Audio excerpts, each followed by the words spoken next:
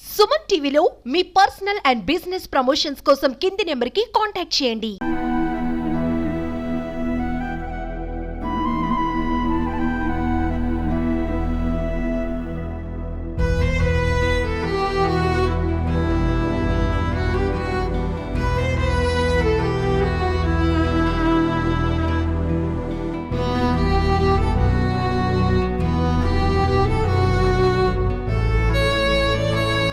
Hi hello welcome to Suman TV. Annamayya జిల్లా మదనపల్లి నియోజకవర్గం రామసముద్రం మండల హెడ్ క్వార్టర్ నందు ఉన్నాం. ఈరోజు ఒక వికలాంగుడు సోమశేఖరన్ అయితే కలవబోతున్నాం. మనకి అన్ని ఈ యొక్క ప్రపంచంలో ముందుకెళ్తున్నటువంటి ప్రపంచంలో మనకి అన్నీ బాగున్నా కూడా ఒకరికి హెల్ప్ చేయాలంటే మనకెందుకులే, మనం ఎందుకు పట్టించుకోవాలనే దీంతో కొంతమంది అయితే మనం ముందుకెళ్తుంటాం. అందులో భాగంగానే అలా కాకుండా కూడా అతను దివ్యాంగుడైనా కూడా 10 మందికి తన వంతు సహాయాన్ని చేయాలని, నా నుంచి ఆయన పనిని చేసి 10 మందికి పంచిపెట్టాలనే ఉద్దేశంతో అతను ఒక హరిత వికలాంగుల మరియు ఓల్టేజ్ చారిటబుల్ ట్రస్ట్ని ఏర్పాటు చేసి ఆ ట్రస్ట్ ద్వారా 10 మందికి సహాయ సహకారాలని అందిస్తూ ముందుకు పోతున్నారు. అతనే సోమశేఖర్. అతను మహిళలకి, పేద మహిళలకి, ఒంటరి మహిళలకి, పేద మహిళలకి యొక్క అనాథలకైతే వాళ్ళని చేరతీసి వాళ్ళకి ఈ అల్లికల పైన, కుట్టు మిషన్ పైన, టైలరింగ్ పైన మరియు బుట్టలు అల్లడం ఇలాంటి వివిధ చేతి కళా వృత్తులపైన, నైపుణ్యాలపైన శిక్షణ ఇప్పించి ఇక్కడ ఈ ట్రస్ట్లో పెట్టి ఈ యొక్క పేద మహిళలకి ఉచితంగా ఈ మహిళలకి శిక్షణ ఇప్పించారు.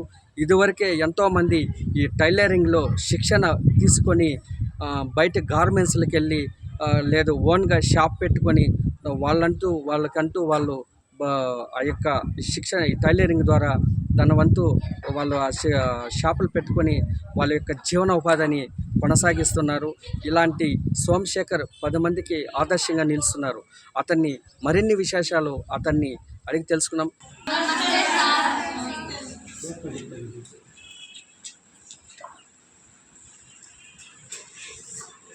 అందరూ వచ్చినారా?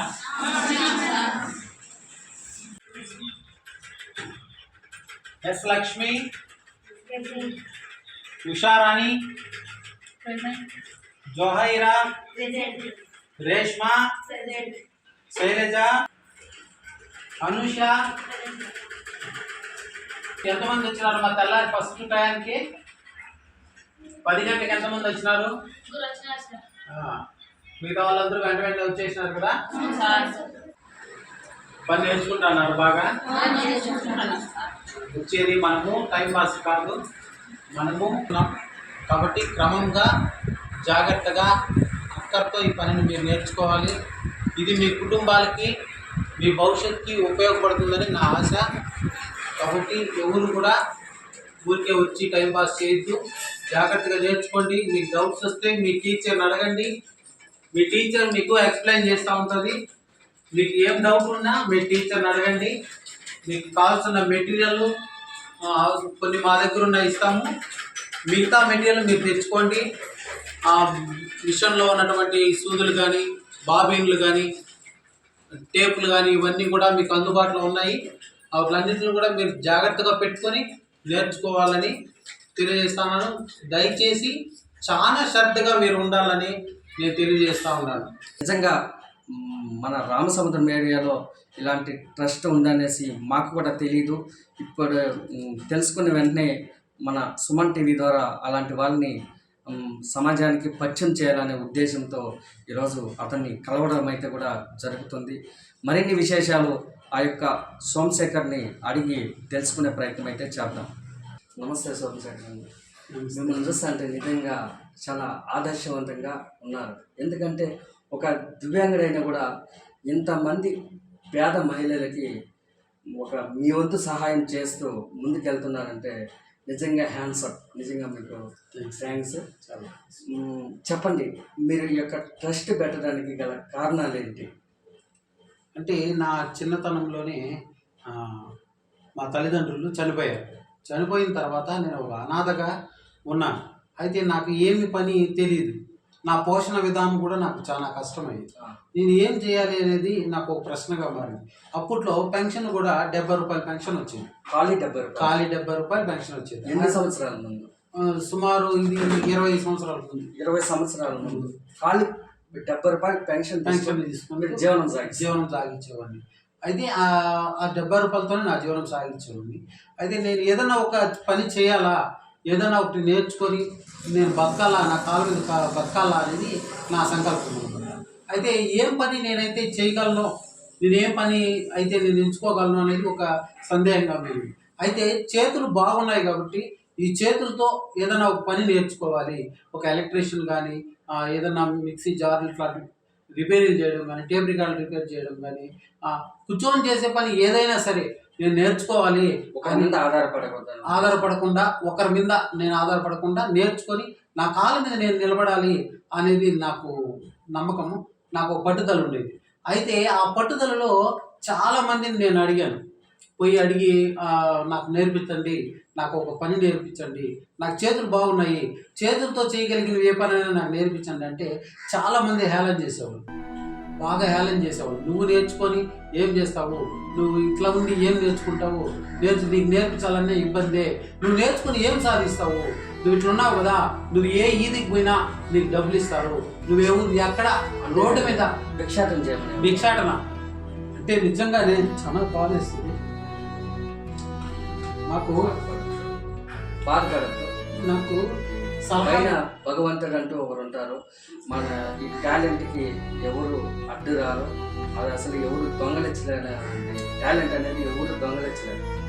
ఇట్లాగా చాలా కష్టాలు పడాను. నేను అడిగాను, షాపుల కాటికి పోయి సార్ నాకు నేర్పించండి, నేను నేర్చుకుంటాను, నాకేం ఇవ్వద్దు, మీరు చెప్పిన పని నేను చేస్తాను, మీ షాపుల దగ్గర నేను కావులు ఉంటాను, మీ సామాన్లు ఎవరు ఎత్తుకోపోకుండా నేను కావులు కాస్తానని చెప్పి వాళ్ళు కాళ్ళు కూడా పట్టుకొని బతిమలాడుకున్న స్థితిలో చాలా ఉన్నాయి. అయినా కూడా కనికరించలేదు ఈ సమాజం. ఎందుకంటే నువ్వు ఉద్ధరించేది ఏముంది, నువ్వు నేర్చుకొని ఏమి ఉపయోగం, నువ్వు బతకాల్సింది నువ్వు ఒకడవే కదా, భిక్షలట ఎత్తుకో, ఎక్కడైనా 3 రోడ్లు కలిసే చోట నువ్వు పోయి ఒక బట్ట వేసుకో అని చాలా చాలా చాలా కించపరిచి మాట్లాడారు. అయితే నా ధైర్యం అయితే నా మనసు అయితే ఒప్పుకోలేదు. ఏదైనా ఒక పని చేసుకొని బతకల్లా. ఎంతోమంది చూస్తూ ఉంటాము, ఎక్కడెక్కడో ఏమేమి పనులు చేస్తూ ఉంటారు. ఆ విధంగా నేను కూడా ఏదో ఒక పని చేసుకుంటా బతుకుంటానని చెప్పి నా మనసు ఆ విధంగా ఆలోచిస్తుండేది. అయితే ఒకసారి ఒక చెట్టు కింద సైకిల్ పంచర్లు వేసేదానికి పెట్టుకున్నాను అనమాట.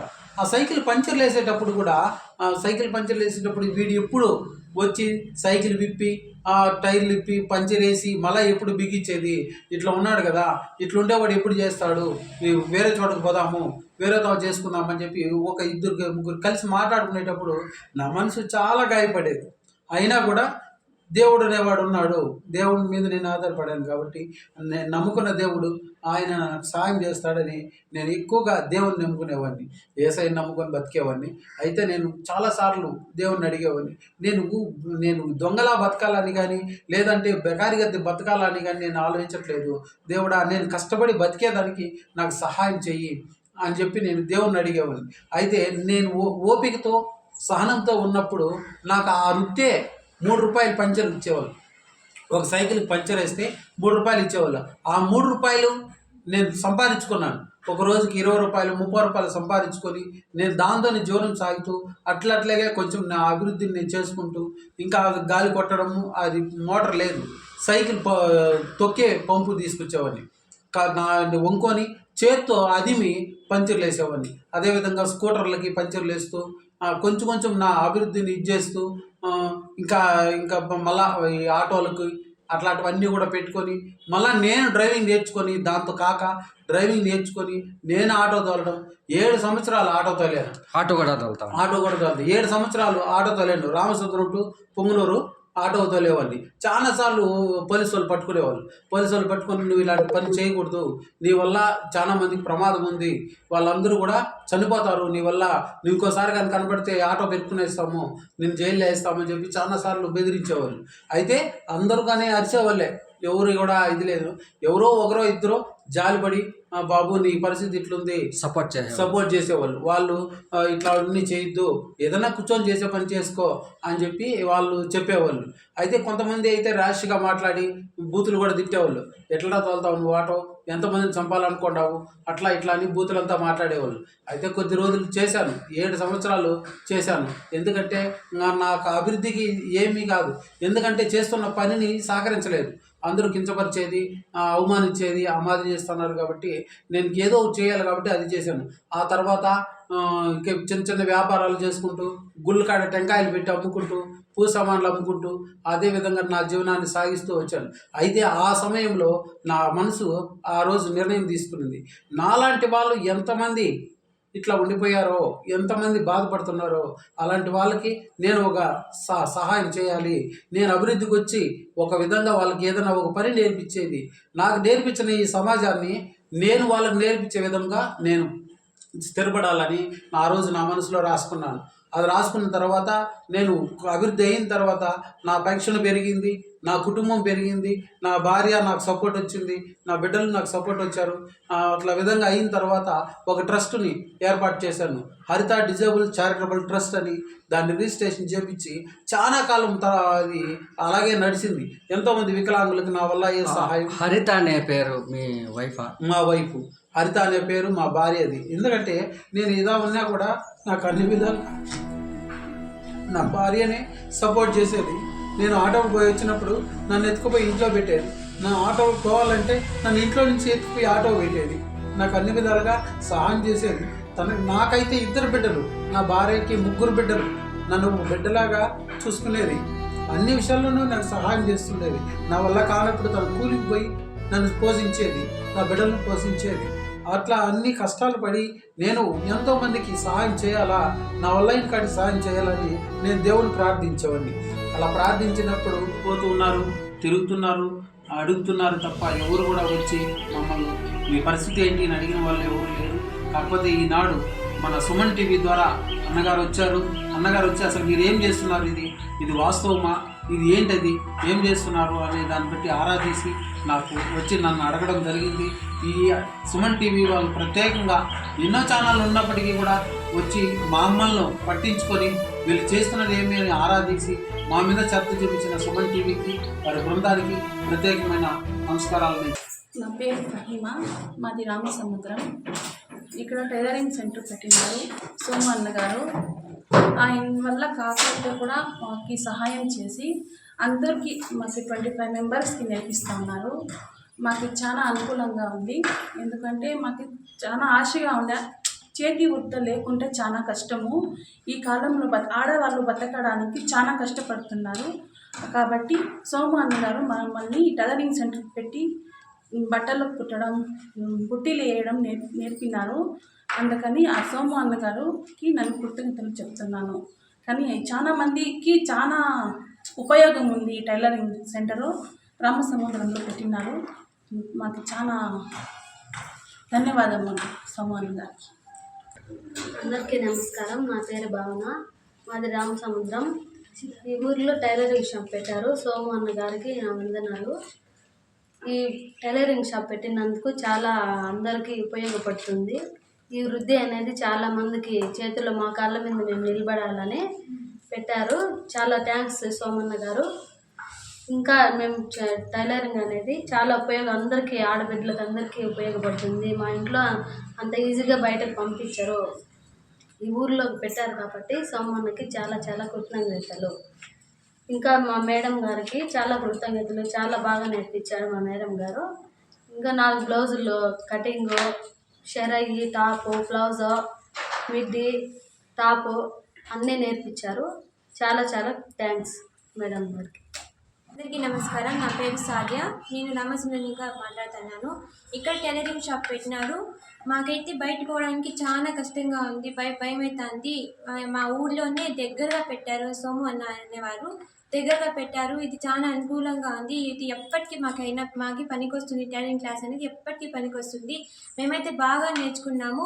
ఇక్కడ సోము అన్న అయితే వాళ్ళ పరిస్థితి బాగలేదు, కానీ 10 మంది బాగుండాలని ఇది చేసినారు కాబట్టి చాలా బాగుంది. వీరు ఇలాగే ఇంకా చాలా చేయాలని మేము కోరుకుంటున్నాము.